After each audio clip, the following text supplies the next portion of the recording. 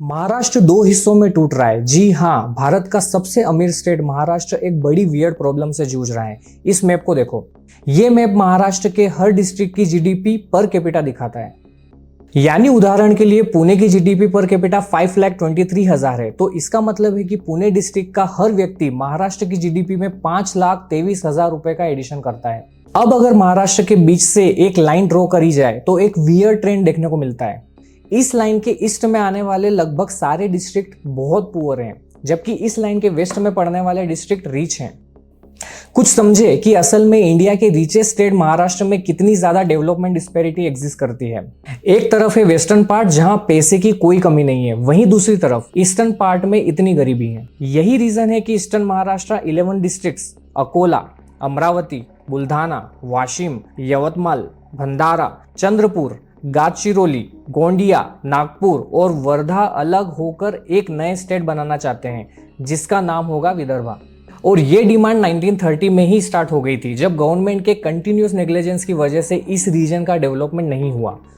मगर सवाल ये है कि ईस्टर्न महाराष्ट्र डेवलप्ड क्यों नहीं है? क्या इसके लिए सरकार रिस्पॉन्सिबल है या फिर विदर्भा की अंडर डेवलपमेंट के पीछे दूसरे फैक्टर्स क्या हैं? आज की वीडियो में हम इसी टॉपिक पर डिस्कशन करेंगे, तो चलिए एक एक करके सभी रीजंस को डिकोड करते हैं। सबसे पहला रीजन है विदर्भा की जियोग्राफी। देखो, यह है महाराष्ट्र की मैप, जिसमें वेस्टर्न साइड में आपको देखने को मिलेंगे वेस्टर्न घाट्स। जब इंडिया में south west monsoon winds inter करती है तो इंडिया के साउथर्न टिप से टकराकर दो पार्ट्स में डिवाइड हो जाती है। एक ब्रांच चली जाती है बे ऑफ बंगाल की तरफ और दूसरी ब्रांच जाती है अरेबियन सी की तरफ। अब ये अरेबियन सी ब्रांच जब महाराष्ट्र में इंटर करने की कोशिश करती है, तब वेस्टर्न घाट एक फिजिकल बैरियर बन के इन विंड्स को रोक लेते हैं। वेस्टर्न घाट्स के जिस साइड में ये मानसून विंड्स रुकती है उसे विंडवर्ड साइड कहते हैं, और विंडवर्ड साइड में पलघर, थाने, मुंबई, पुणे, रायगढ़, रत्नागिरी और सिंधुदुर्ग जैसे डिस्ट्रिक्ट आते हैं। इन मानसून विंड्स में बहुत ज़्यादा मॉइस्चर होता है, और जब वेस्टर्न घाट से टकराकर ये विंड्स वेस्टर्न घाट की विंडवर्ड साइड पर रुक जाती है तो ये उसी साइड पर बहुत ज़्यादा बारिश करती है। यही रीज़न है कि हर साल यहाँ पर 250 सेंटीमीटर से भी ज़्यादा रेनफॉल देखने को मिलता है। लेकिन दूसरी तरफ वेस्टर्न घाट्स क्रॉस करके मानसून विंड्स ईस्टर्न महाराष्ट्र में नहीं जा पाती, और नतीजा ये होता है कि ईस्टर्न महाराष्ट्र के विदर्भा रीजन में आने वाले डिस्ट्रिक्ट में बहुत कम बारिश देखने को मिलती है। विदर्भा का एवरेज एनुअल रेनफॉल सिर्फ 80 सेंटीमीटर ही रहा है। अब यहाँ समझने की बात यह है कि आखिर रेनफॉल का विदर्भा के अंडर डेवलपमेंट से क्या कनेक्शन है। दरअसल विदर्भा की 65% रूरल पॉपुलेशन आज भी अपनी लिवलीहुड के लिए एग्रीकल्चर पे ही डिपेंडेंट है, लेकिन कम बारिश होने की वजह से विदर्भा का एग्रीकल्चर बाकी के महाराष्ट्र और नेशनल एवरेज के मुकाबले लेस प्रोडक्टिव है। उदाहरण के लिए कॉटन विदर्भा रीजन का one of the most important cash crop है, और यहाँ के 8 डिस्ट्रिक्ट्स प्राइमरीली कॉटन ही ग्रो करते हैं। यही रीजन है कि विदर्भा का 12 लाख हेक्टेयर से ज्यादा रीजन कॉटन प्रोडक्शन के अंदर आता है। लेकिन यहाँ होने वाले लिमिटेड एनुअल रेनफॉल और लिमिटेड इरिगेशन फैसिलिटीज की वजह से कॉटन फार्मर्स हमेशा एक रिस्क से जूझ रहे होते हैं कि अगर बारिश नहीं हुई तो फसल का क्या होगा, फसल को पानी कहाँ से मिलेगा। और कई बार ऐसा होता है कि बारिश की कमी की वजह से फसल बर्बाद हो जाती है, जिसके चलते किसानों की इनकम खतरे में पड़ जाती है। सिर्फ इतना ही नहीं, विदर्भा में जो लिमिटेड रेनफॉल होता है और जो लिमिटेड वाटर अवेलेबल है वो भी शुगर केन की वजह से बर्बाद हो रहा है। दरअसल महाराष्ट्र यूपी के बाद इंडिया का second largest sugar cane producer है, लेकिन शुगर केन एक ऐसी क्रॉप है जिसके कल्टीवेशन में बहुत ज्यादा पानी की जरूरत होती है। अब वैसे तो महाराष्ट्र का सिर्फ 4% लैंड ही शुगर केन कल्टीवेशन के अंदर आता है, लेकिन इरिगेशन वाटर का 72% सिर्फ शुगर केन के लिए इस्तेमाल हो जाता है। यानी आप समझ सकते हैं कि सिर्फ एक क्रॉप महाराष्ट्र के कितना सारा पानी यूज कर रही है। इसमें सबसे बड़ी प्रॉब्लम यह है कि महाराष्ट्र की 79% शुगर केन कल्टीवेशन ऐसे रीजन में हो रही है जहां सूखा पड़ा हुआ है, और इसमें विदर्भा का भी बड़ा हिस्सा शामिल है। यानी आसान शब्दों में कहें तो विदर्भा में पहले से ही पानी की कमी है, और वहां शुगर केन के कल्टीवेशन में बहुत सारा पानी इस्तेमाल हो रहा है। अब जब पानी की कमी होगी तो एग्रीकल्चर तो फेल होगा ही। एग्रीकल्चर में होने वाले इस तरीके के कंटिन्यूस फेलियर्स की वजह से यहाँ का किसान इतना गरीब होता जा रहा है कि वो आत्महत्या करने को मजबूर है। 2023 में महाराष्ट्र में कुल 2,850 किसानों ने सुसाइड कर लिया था, और इसमें से 1,439 यानी लगभग 50% सुसाइड अकेले विदर्भा रीजन में हुए थे। इस प्रॉब्लम का बहुत सिंपल सॉल्यूशन हो जाता अगर यहाँ के पॉलिटिकल लीडर्स विदर्भा में प्रॉपर इरिगेशन फैसिलिटीज को डेवलप कर पाते। लेकिन ऐसा नहीं किया गया और इसीलिए यहाँ फार्मर डिस्ट्रेस और पॉवर्टी इतनी ज्यादा है। दूसरा रीजन है नेग्लिजेंस। अब देखो, एग्रीकल्चर में विदर्भा को किस तरीके से इग्नोर किया गया है यह तो आप समझ ही गए होंगे, लेकिन इंडस्ट्रीज और इंफ्रास्ट्रक्चर जैसे दूसरे फैक्टर्स में भी इस पूरे एरिया को नेग्लेक्ट किया गया है। महाराष्ट्र के 75% मिनरल विदर्भा रीजन में ही मिलते हैं, जैसे China clay, chromite, coal, dolomite, fire clay, iron ore, limestone, manganese और कॉपर।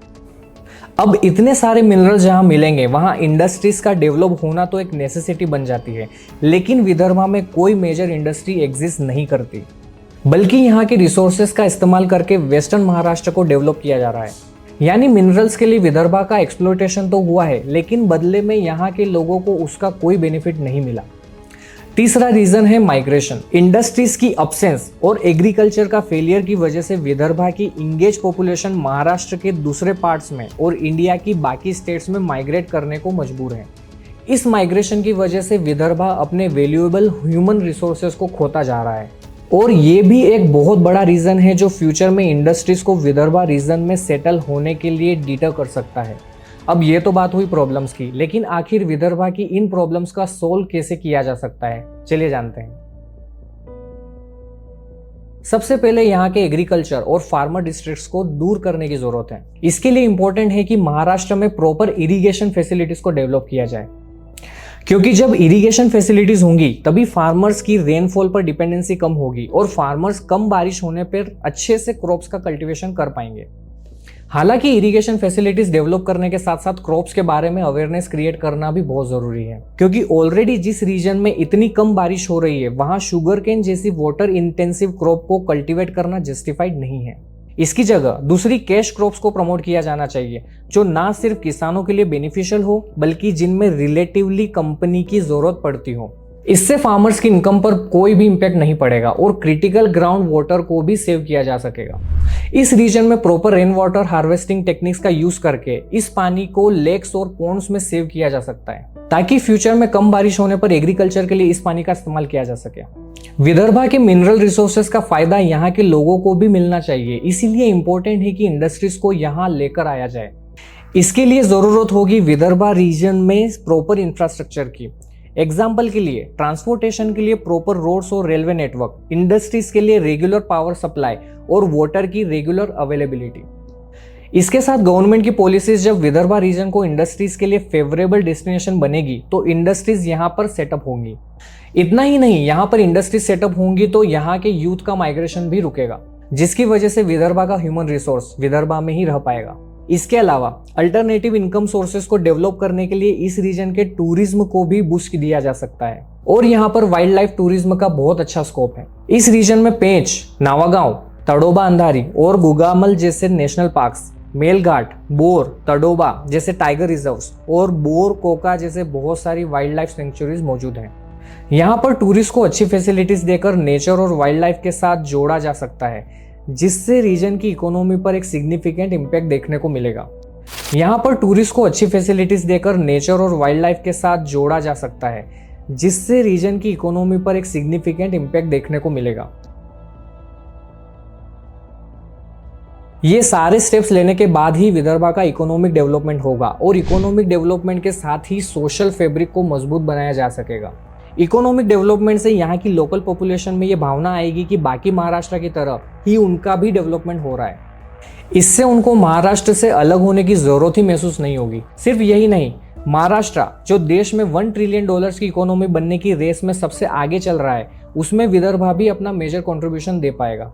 इसी उम्मीद के साथ हम आज अपनी इस वीडियो को यहीं समाप्त करते हैं। आपके हिसाब से क्या विदर्भा रीजन को सेपरेट स्टेट बनाने की जरूरत है? कमेंट्स में हमें जरूर बताएं। अगर आपको ये वीडियो पसंद आई है तो वीडियो को लाइक करना और चैनल को सब्सक्राइब करना मत भूलिएगा। मिलेंगे आपसे अगली वीडियो में। टिल देन, गुड बाय, जय हिंद, जय भारत।